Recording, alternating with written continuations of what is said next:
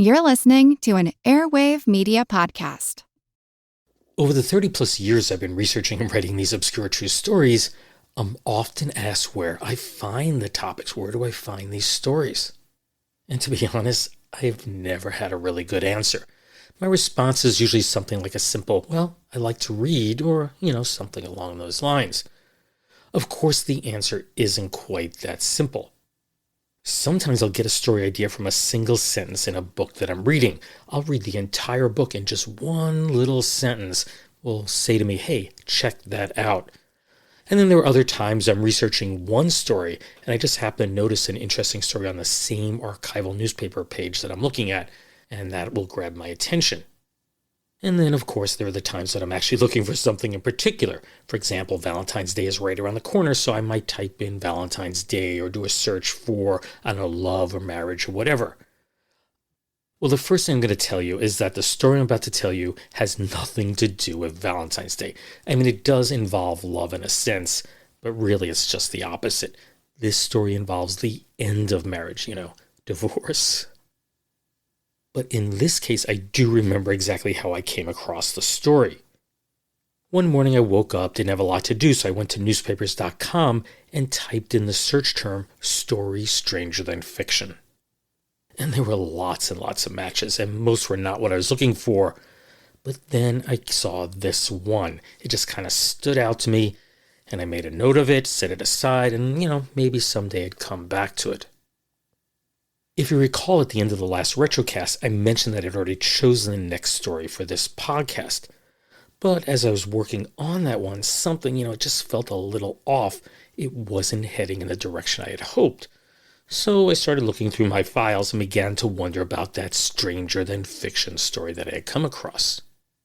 And here's the crazy part. As I dug into the research, it suddenly hit me. I'd already researched another story that involved the same exact man. This guy made national headlines not once, but twice. The first event, which I'm going to share with you today, happened in 1915. Then, some 30 years later, in 1945, he made an even bigger splash in the news. So today, I bring you the first part of his story, and then in a couple of weeks, I'll be back and I'll tell you the second chapter, and that's the one that earned him the nickname, the Ding Dong Daddy of the D-Line. I am Steve Silverman, and this is the Useless Information Podcast. Useless information. So let's turn the clock back to Friday, April 23rd of 1915. The top story in that day's edition of the Kenosha News read, quote, "A man without a memory, seeking to establish his own identity and wandering from city to city and town to town, imploring the authorities to tell him who he is and what his past life has been, applied to the police of Kenosha this morning for aid," unquote. This mysterious man was described as being around 40 years old, relatively short, and balding. Yet he couldn't tell the police anything about who he was, where he came from, or even what his name was. The only thing that he could positively state was that he had recently walked into the Grand Hotel in Janesville, Wisconsin and, quote, discovered himself, unquote.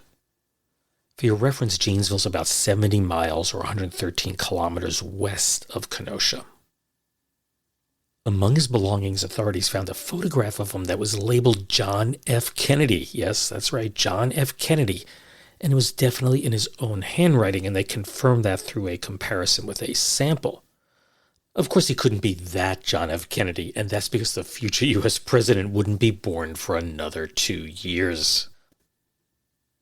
The problem before them was that this particular John F. Kennedy, if that's what his real name was, he was desperate to find out who he really was. And there were a few clues. Inside his suitcase, police found a miner's torch. I'm guessing that's a headlamp. And that led some to speculate that he may have been injured in the deadly Eccles, West Virginia coal mine explosion that happened the year before. That explosion claimed over 180 lives, and they wondered, could he have lost his memory in that disaster? In his pockets, authorities found a small brass tag that was engraved with Virginia, number 2605. There was also a slip from the Westminster Presbyterian Church in Memphis, Tennessee, but the man had no recollection of ever having been in Memphis. Written on the back of the slip was the name M.A. Hall, not Kennedy, M.A. Hall. And then, adding to the mystery, his suitcase and all the clothing inside, they were marked with the initials R.E.J. So we have a guy who could have been John F. Kennedy, M.A. Hall, or someone with the initials of R.E.J., or none of the above. Which one was correct? Well, that would take some time to figure out, but for now, what I'm going to do is I'm going to stick to the first name that was mentioned, John F. Kennedy. As for his memory, he could only recall events going back to the beginning of February of that year, 1915. That's basically around 3 months of his life. He had absolutely no knowledge of the Titanic's 1912 sinking or even President McKinley's 1901 assassination in Buffalo, New York. He said, "All I want is for someone to tell me how I can find out something of my past life. I have no memory of home or relatives, no memory of a wife or children, but I found in a suitcase which I carried a little pair of white mittens which had evidently been worn by somebody's baby. I don't know where I came from or how I happened to come. It may be that my name is John F. Kennedy. Some people I've talked with say that I have probably been a miner, and they believe that this failing away of my memory was due to injuries received in a mine. I can't say how long I had been wandering when I found myself in Janesville. They told me at the hotel that I came in on a train and that I had $20 in my pocket at the time. I don't know where I got the $20. There is a strange yearning in me to know who I am, to be able to relieve the suffering of my friends somewhere. I know that I must either be believed dead or thought missing, and all I want is for someone to show me how to get in touch with the people that must know and sorrow on account of my absence." He referenced the $20 he found in his pocket is around $620 today. The good news is that the residents of Kenosha took kindly to this lost man. They provided him with food, lodging, and he was able to secure a job at a local store. But more importantly, they were determined to help him find out who he really was. A local physician, Dr. George F. Adams, spent more than an hour with Kennedy that afternoon. After submitting him to an examination and scientific tests, he concluded that while his case of amnesia was an unusual one, he was confident that Kennedy was sincere in his contention. It didn't take long for this story to make the national news wires, and soon after that, messages began to pour in with suggestions as to who this man could possibly be. Mrs. John B. Goff of Elgin, Illinois, thought that Kennedy's description matched up with that of her missing husband. She noted that he had suffered from memory lapses in the past, and just prior to his disappearance, he told her of his desire to wander away under an assumed name. Could that be Kennedy? There was also a message from Milwaukee that the pictures of Kennedy strongly resembled John Hatz, a former chef at the Milwaukee Athletic Club. Hatz had last been seen on January 1st of 1915, and that's when he left Milwaukee en route to Memphis, Tennessee, where he was to be married. Unfortunately, he never arrived. Also in Milwaukee, Fred Westphal had a hunch that Kennedy could be his missing brother-in-law. Or could the Kenosha man be Charles E. Kennedy, a Chicago man who had last been seen in the hospital months earlier? Or how about Crawford J. Long, who had vanished from Birmingham, Alabama 4 years prior? They were all possibilities. B.B. Miller, who was the master of the Manlius Masonic Lodge in Manlius, Illinois, he sent a telegram suggesting that Kennedy might actually be Malcolm Johnson. He was a former resident who had vanished in St. Thomas, Ontario after sustaining a head injury. Another reason he may be a possible match is that Miller noted that Johnson had previously worked as a miner in Alaska. Well, as the leads continue to pour in, Kenosha Chief of Police Owen O'Hare wished to share the information with Kennedy, hoping that one of those messages could help jog his memory. But there was one big problem. They couldn't find Kennedy. He couldn't be located. Was it possible that he had skipped town? Well, O'Hare was uncertain, so he just continued on with his investigation. And what he did is he sent photographs of Kennedy to all of those people who contacted him. He also requested, if possible, that they come to Kenosha to meet Kennedy in person, and therefore they'd be able to determine if he was the man they were looking for. Meanwhile, it was learned that the brass check tag that had been found in Kennedy's pocket, it didn't come from any mine operation at all. Instead, it was a check tag from a laundry in Chicago. Now, Kennedy had previously said that he'd been hospitalized and examined by doctors in Chicago, so there was a possibility that he'd obtained that tag there. Kennedy was eventually located. He hadn't left town at all. Instead, he had been painting a house on nearby Ashland Avenue. So, they brought him in and they asked him to meet with a representative from the Milwaukee Athletic Club. Now, that man had just arrived 10 minutes earlier, and all it took was one look. The man determined that Kennedy was not their missing chef, John Hatz, although he did add that there was a striking resemblance between the two men. Next, Kennedy was questioned about possibly being the missing husband from Elgin, Illinois. Unfortunately, declared that the name John P. Goff didn't ring a bell, and that as far as he knew, he had never been to Elgin. He was also fairly certain that he had never been a member of a Masonic lodge, and that also ruled him out as being the missing Malcolm Johnson. On Monday, April 26 of 1915, this is just 3 days after he arrived in town, chiropractor J.W. Clemma examined Kennedy and found that there were several bones dislocated in his neck. So Clemma then proceeded to manipulate Kennedy's spine with the thought that doing so could result in his memory being restored. Clemma worked on the patient for an hour, but there was no observable improvement. But not being one to give up, Clemma met with Kennedy at 5 p.m. the next day in the dormitory above the city's central engine firehouse. He was going to make a second attempt. Clemma had been working on Kennedy for nearly an hour when the vertebrae in question, they suddenly slipped back into place.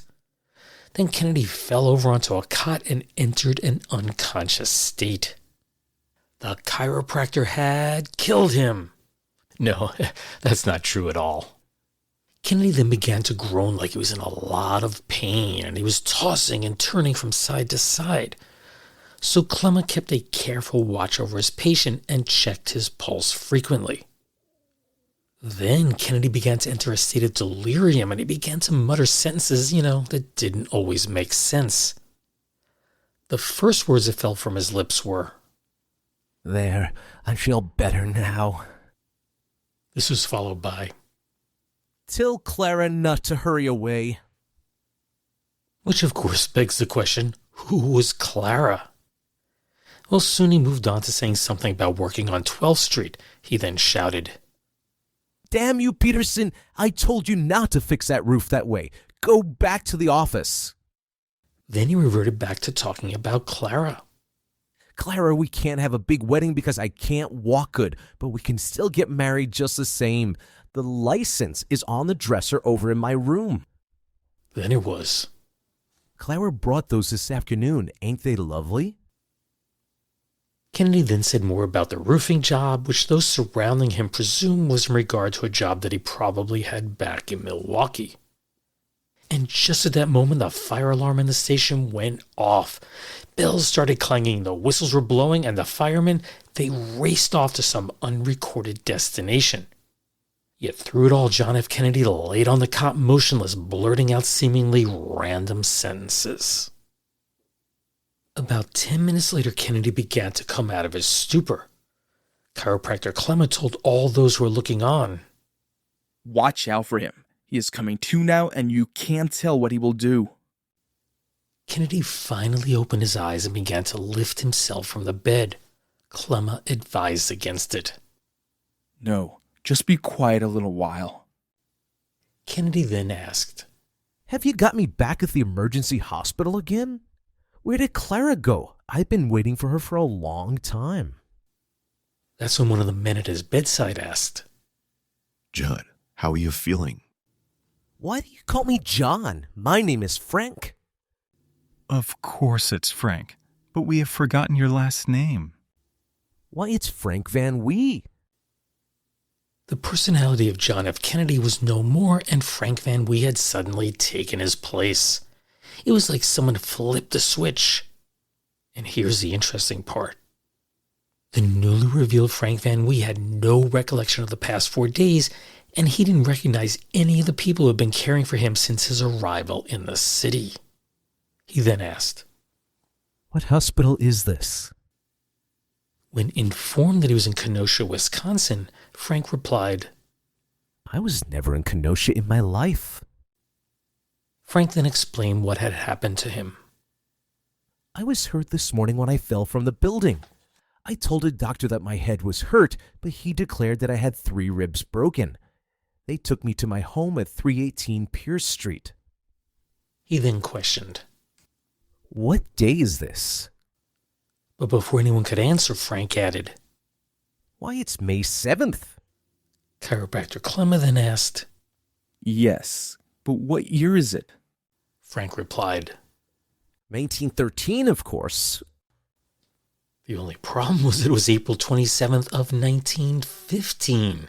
That meant that Frank Van Wee was living 2 years in the past. He then proceeded to further explain what had happened. While on a job at 1076 10th Street in Milwaukee, a coworker accidentally bumped into the ladder he was on, and that sent him plummeting 18 feet or 5.5 meters to the ground. He was then taken to the hospital for treatment. I remember that when I was hurt, the doctor said that I had a broken rib or 2. My head hurt and then I seemed to go to sleep. I can't believe the 2 years have passed. Frank was able to fill reporters in a bit more as to the details of his life, although with the help of modern technology, he did tweak it just a little bit. According to records I found on Ancestry.com, Francis Harrison Van Wee was born in Madison, Wisconsin on June 8th of 1886 to Rosetta and William Henry Van Wee. His father had been a stone crusher, and he passed away on April 25th of 1894. Frank was the 7th of their 10 children, and he was just shy of his 8th birthday when his dad died. As for the Clara that he had called out while he was in his semi-conscious state, she was Clara Hayes, a Milwaukee woman who he was supposed to marry on May 24th of 1913. But because of his injuries, that wedding never took place, or maybe it did, but Frank, he had no memory of it ever happening. Well, the only solution to find out if he was really married to her or not was for Frank to go back to Milwaukee and find Clara. And this will probably come as no surprise. Upon his arrival there the following evening, he was greeted by a delegation of reporters. Just a little side note, as the crow flies, Milwaukee's approximately 30 miles or 50 kilometers north of Kenosha. You just go straight up the western shore of Lake Michigan. Frank's first stop was the old rooms he had occupied on Pierce Street, but they were found to be vacant. And while it's not stated, keep in mind this is 1915, the implication was that he had gone there in search of Clara. In other words, they may have lived there unwed. Anyway, from there he went to the home of Clara's parents. That's Mr. and Mrs. Charles Hayes. Frank threw his arms around Mr. Hayes and then asked, Where is Clara? Mrs. Hayes then answered, Clara and the baby are out on the farm. Frank, he had tears in his eyes and he seemed surprised by her response. The baby? Yes. Don't you know that you and Clara were married 2 years ago?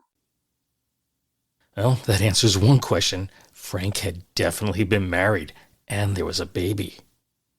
Anyway, he then returned to Kenosha, but it was soon learned that he wasn't completely telling the truth to the reporters. Or, I have to say, anyone else. It turns out that his wife Clara and the baby had not been living on the farm, which was identified as having been in Medford, Wisconsin. Instead, because of Frank's absence, Clara was forced to move in with Frank's sister, that's Luella Schultz, and her husband George, and they were living at 19 Laughlin Street in Chicago. At noon the following day, this is Wednesday, April 29th of 1915, Clara and Luella confronted Frank in Chief of Police O'Hare's office in Kenosha, and boy did they give Frank a lashing of the tongue. His wife Clara went first. He ain't out of his head. I should say not. It was in January that he deserted me, and I got a warrant for his arrest in Medford. I can't go there to prosecute him. I'm working. He never supported me, and I am done with him. Then his sister Luella chimed in. There is no use talking of that loss of memory or insanity. I am his sister, and I know. He is such a notorious liar that you can't believe him under oath. He told his poor girl that he had all kinds of money and property, and he didn't have an extra dollar to his name. Wife Clara again. He never complained of being out of his mind before. On a Thursday morning in January, he left with a team of horses which had been mortgaged to his mother, and he never came back. I am through with him now. He has abused me enough. I have a good home, and I want to keep it and show that I appreciate it. I don't even want to see him. Luella then turned her attention to her brother. He is the biggest faker I ever saw. Frank, for goodness sake, don't try to pull this stunt. Sister, you did some dirty tricks to me last winter when you brought me and my brother into court, and you know that. We brought you into court because you were living with a prostitute after deserting your own wife and because you refused to give anything to the support of your mother. For 3 days before I brought you into court, your own mother lay for 3 days without even a drink of water. If you ever lost your memory, you should lose it now when you think of what you did to your own mother. If you weren't a man and I a woman, I would get up right now and give you a good licking for what you did to your mother. But you are a good faker. I want you to understand that I am no sister of yours. I disown you, and I wish that I could go further. This little woman here was just 80 pounds when she came to us on account of your brutality. She didn't know whether she was going to go to the poorhouse at Medford. All you wanted was the money to blow on your wine, women, and song. Franklin tried to shift away from the verbal attack by questioning. Where is the boy? Oh, shut up or I'll give you a good licking. You ought to be insane. What did you get from the doctor for putting up this fake? You did the same trick to Lizzie, your former wife, after you got hurt on the elevated. The true story of Frank Van Wee was beginning to emerge. As his sister noted, he had been married twice and later abandoned both wives. In 1904, he wed Elizabeth Lizzie Kexel, and their son Leon was born in 1907. Tragically, Leon passed away in 1908. Frank later married Clara on June 5th of 1913, and 7 months later their son Francis William was born. And I'll let you do the math there. He was either a preemie or conceived before they were married. Meanwhile, chiropractor Clemma attempted to save face. He insisted to Chief O'Hare that his diagnosis had been correct. I could put this man right back where he was before, but I am not going to do it. And all through this, Frank firmly maintained that he wasn't the Francis Van Wee from Medford, Wisconsin, who had been arrested for child abandonment in Chicago on February 9th of that year. He had absolutely no recollection of such an incident and insisted it must have been another man with the same name. Yes, that's right, another Francis Van Wee with the same wife in the same town with the same child. Do you think they were buying it? Later that week, his sister Luella sent a letter to Chief O'Hare explaining that Clara would be unable to go to Medford to prosecute Frank on the charges. And just before Clara left Kenosha, she implied that she'd be seeking a divorce. She said, I don't think the fellow ought to be allowed to continue losing his memory. But I am a hard-working woman, and I cannot spare the time or money to go to Medford. In Luella's letter, it wasn't the only one that O'Hare received condemning Frank Van Wee. One Milwaukee man wrote to say that Frank had lived in his home a year earlier, and he had shown no signs of having lost his memory. In addition, a former landlord who had cared for Frank after he fell from that roof, she asked that he send her the $30 that he owed her for room and board. Now, $30 is around $930 today. More notably, an attorney for a bank in Medford revealed that they had been searching for Frank for several months. While the exact details weren't made public, it somehow involved his signature on a note. I don't know if he forged it or he owed money or whatever. Anyway, in response, Chief O'Hare demanded that a representative from the bank come to Kenosha immediately or provide a formal warrant for Frank's arrest. If neither happened by the end of the day on Monday, May 3rd, 1915, the chief vowed to escort Van Wee to the city limits and order him never, ever to return. And the latter is exactly what happened. The next afternoon, an officer escorted Francis Van Wee to the train station and put him on a train that was headed for Chicago. But with not a single penny to his name, Chief O'Hare paid for the ticket. His parting words to Frank were, "You better change your name and start over." Did he do that? Of course not. Not long after arriving in Chicago, Van Wee just vanished. It was later discovered that he had briefly tried his hand at show business in Fond du Lac, Wisconsin, but he lost money in doing so. I have absolutely no idea what his act was, but in the second story that I'll tell you in a couple of weeks, you will find out he returned to show business, and he was a little bit more successful that time. At least he wasn't until the judge forced him to stop. I guess that's a little bit of a teaser for the next episode. Anyway, let's get back to the story. At some point during the first week of July 1915, he made the mistake of returning to Chicago. And as soon as his wife learned he was back in town, she alerted the police. They arrested him on Thursday, July 8th. And once back at the station, Van Wee repeated with the same exact excuse as before. He claimed that he had no memory of marrying his wife and no knowledge of the child. Frank was initially charged with abandoning his wife and child, but soon a second, more serious charge followed. You ready for this? He was charged with bigamy. It turned out that Frank had never divorced his first wife, Lizzie, before marrying Clara. And to make matters worse, both Clara and Frank's sister Luella confirmed that he also had 2 children with Lizzie. Interestingly, it was Luella who ultimately filed the bigamy complaint against her brother. Now, it's unclear what happened after this, but at some point both of Frank's marriages were terminated. I don't know if it was divorce, annulment, or whatever. Keep in mind there was a bigger story dominating the headlines at the time. That was World War I, and Frank's story just simply disappeared from the headlines. There was no follow-up at the time. What I am certain about is that on April 26th of 1917, a 30-year-old Frank Van Wee enlisted in the United States Army. He served for nearly a year before being discharged on April 23rd of 1918 at the Presidio of San Francisco.